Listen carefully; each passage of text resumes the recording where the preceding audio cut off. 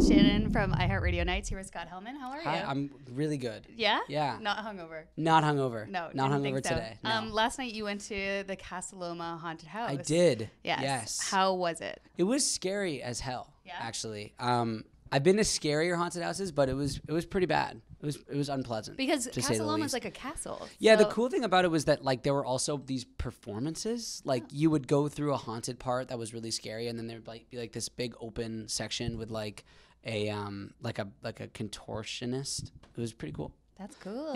Yeah. I feel like that wouldn't be super freaky, but that would just be like, oh, that's Well, there was a part where you had to go through. It was like two inflated.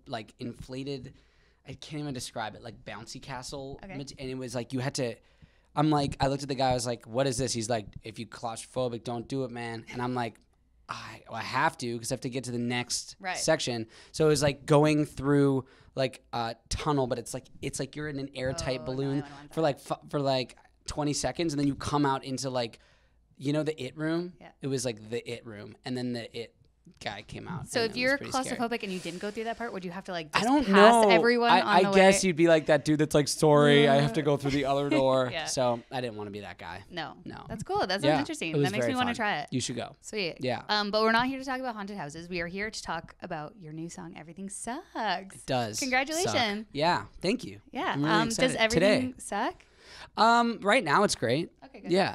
But you know, the moment in my life that I was writing about at that point, yes, everything sucked really, really hard. So Is it hard now to like create a song like that and then go back to it and then have to now perform it that it's out and then have to like tap back into those emotions, or is it just nice that you could like make it into this song? it kind of depends on the song. Like I feel like the thing I love so much about Everything Sucks is that it's like a reminder of that time, but it's also like I feel like I'm singing it from my perspective now because it's so fun and there's a lot of irony in the song, like the over dramatic lyric, like the suicidal lyric at the end of the chorus definitely is like super ironic. And I feel like, you know, I just remember being in a spot where everything really generally honestly sucked, like really bad. And, you know, I'd broken up with someone, my life was falling apart. And I feel like when I look back at that now, I was like, I didn't have a song that not only justified the experience I was going through, but also made me feel like it was going to be okay. And I felt like I really wanted to write that for someone like that's going through something hard. And for me to just be like, I know it's the worst, but it's also like you can dance to it. And I feel like that was my goal. So in that way, no, it's actually super fun to be like, I was in a bad spot and now I'm not. Yeah, and you can really tell that with this song because it's such like a bop. Yeah. But it's like, everything sucks. It's very relatable. Thank you. That. Yeah, okay, and I want to talk about the video. Yes. Or like the visual video. Yeah. Because you created that completely yourself? Yeah, so I'm kind of like, I think I'm ill, honestly. But I was because the official video is coming out soon, but it wasn't going to be ready for the release, and I was like, nah, man, like I really want my fans to have something to watch when this song comes out. And so I kind of asked the label to make something. Like I was like, just make, you know, when they do like lyric videos. Yeah, just make like an animated thing that's just the cover and it's just moving a bit or whatever. And while they did that, I basically made this like little section that was supposed to be like just a teaser on Instagram. And I got like through a chorus, which took me like 4 to 5 hours to do. No, much longer. I think like 8 hours to do just a chorus. And then I watched this thing back and I was like, this is so dope. And I really want to finish it. So I stayed up like tirelessly, like for 3 days. Like my friend Callum came over on the third day and my eyes were like going 2 different ways and they were completely bloodshot. Cause if you watch the video, it's like, it's really like a lot of flashing. Yeah. So, but yeah, I did that. I don't know why I did that, but it's cool. And the really fun thing about it is like there's Easter eggs in it. There's little messages. There's like poems that I've written. And my next single after this one, there's a moment in the visualizer where I kind of reveal what it's called, but I'm not going to tell you what moment it is. Cool. That's like some Taylor Swift Yeah. stuff you got going on I there. know. That's cool. Have people guessed any of the Easter eggs? Because I was like already looking out for them when Somebody guessed one already. But I don't want to say which one it is. You can't give any hints or anything. But I liked some comments that were true on Twitter.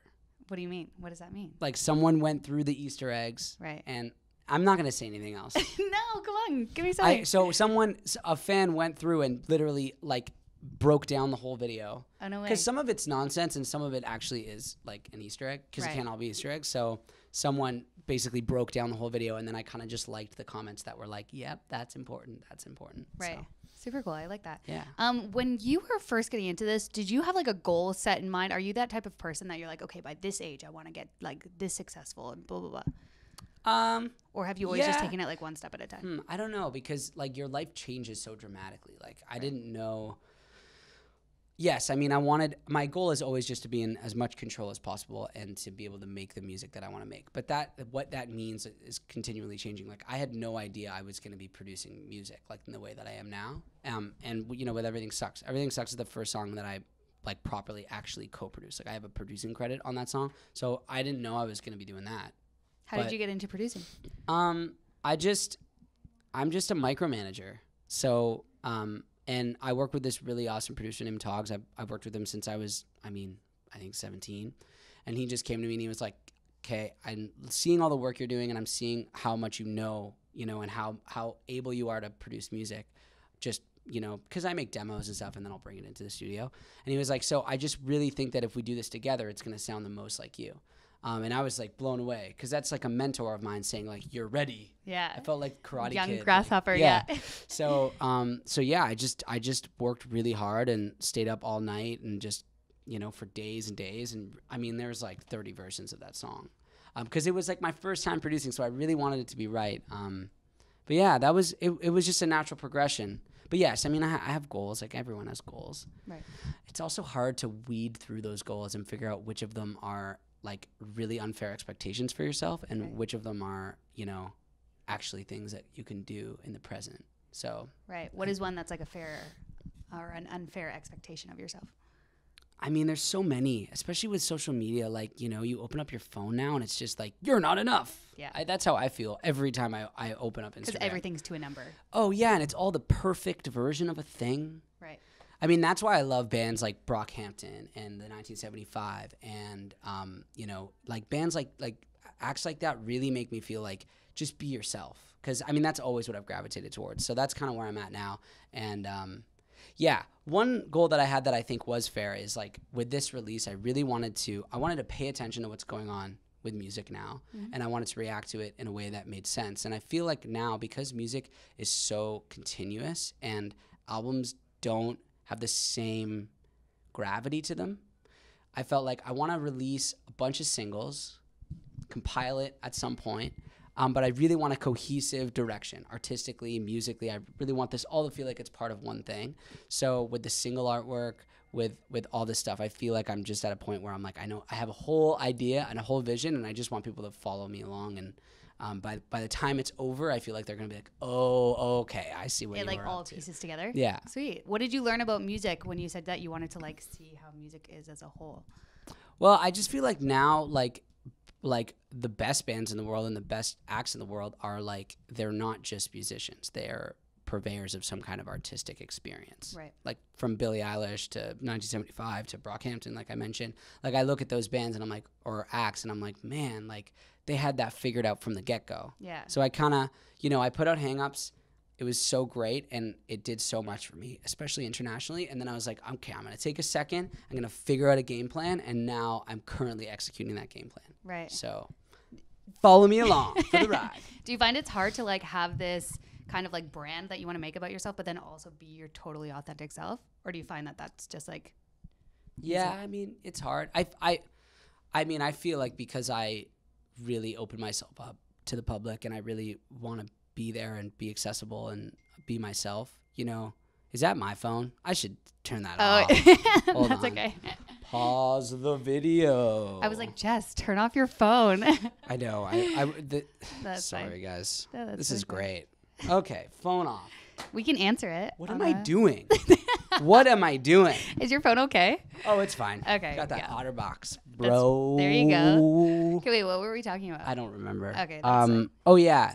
Yeah, the whole thing of like, is it hard to be yourself when you're an artist? I mean, I'm down to fall on that sword. Yeah. Like, I mean, I have one life, and I have so much music I feel that I have to make before that life is over. And I'd rather be my authentic self and deal with those kind of issues of like, you know, those difficulties of being in the public eye than like be someone else. Right. So, I mean, yeah, it's challenging, but it's like the reward is so great when you really are like, when you really can access people authentically. It's just the best feelings. Yeah. Do you think that this song is most like you out of all of yours, or is that hard to say? I don't know, because there's so many parts of me Right. to be revealed. I feel like most artists are like, you know, when you finish a song, you're like, this is the one. But then it's like, okay, well, but what about that part of me that like cries on the subway? Right. I have to write a song for that guy. And then it's like, what about the part of me that like, you know, wants to run through a field at 9 o'clock in the morning? Like, I need to write a song for that guy. So I don't know. But yeah, I'd say sonically and maturity wise and like where I'm at in my life right now, I feel like this song right now is the best representation of my music. Love it. Hi, I'm Scott, and is it early? What is? No, it's 1 p.m. It's 1 p.m. and I'm still not together. No, that's fine. You had a crazy night.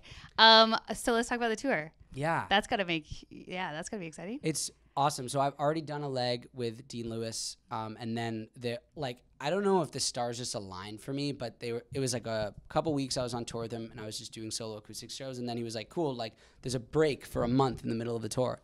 And turned out that was like the busiest month of my life. Oh, nice. Like, you know, because I had to get the single ready. Mm-hmm. I did all the artwork. I had to get all the single artwork ready. So it was kind of like really worked out for me. But so now all that's done. I'm going back on tour with Dean Lewis through the States.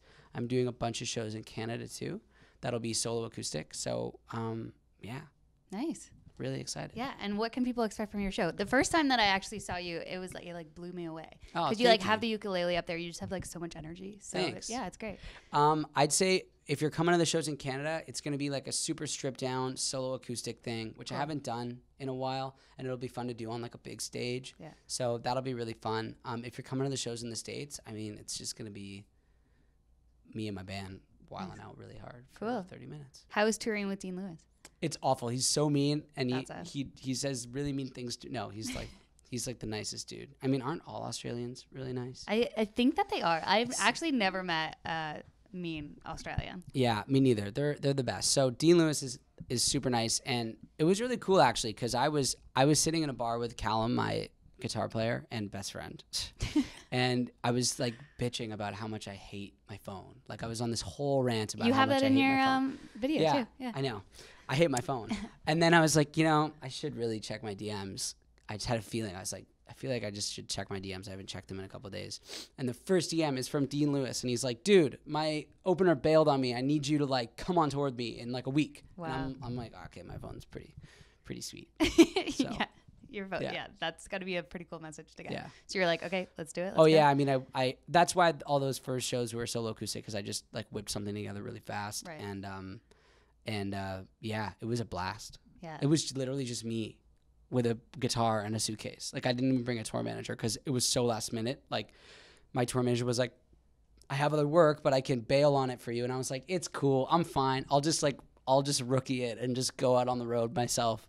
So it was pretty wild. I've never done that. I mean, maybe when I just started out, but to just be on the road alone and like have to show up places on time, I don't know how to do that. Right. So without anybody else being like, hey, be here. Insanity. Yeah. Insanity. That's cool. That's got to be a good learning experience. It was fun. It was fun. It's so funny because, you know, we do like cross Canada tours where we're like, I'm on a tour bus. We got like catering. It's that thing. Yeah. And then, you know, my buddy's like, I need you for this tour. And I'm like, I got you. And I'm just like alone. Yeah. Like in an airport with a suitcase and a guitar. And I'm like mixing my next single in like on an airplane alone. It was fun. Yeah. I felt like it was an adventure. So that's crazy. What do you think is the biggest misconception that people have of you? Oh my gosh. Man.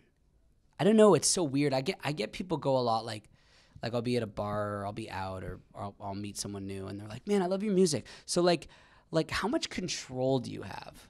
Oh, really? That's a weird question I get all the time. I feel like people think that like if you're on pop radio, you like there's like this team of people in the shadows like controlling that, like, dress you and give you this song and so they're like, you're weird. Gonna be this. Yeah. I've been in control of my career since I began it, and I mean I'm so lucky to have a team that let me or created a space for me to be able to be that. But I mean, yeah, that's a weird question I get.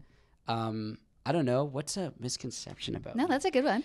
I don't know. You should have asked me right when I woke up, when I'm like at my most vulnerable. Right. Shit. No, you answered it. Okay, cool. Yeah, we'll take that. I'll accept that. I don't know. Shit, that's a hard question. Sorry. I'm swearing a lot. No, that's okay. You can swear. Okay, cool. Okay. Fuck. Well, I think that's a perfect way to end. Thank you for having me. Go Thanks, listen to my new Adam. single, Everything Sucks, on all of the places.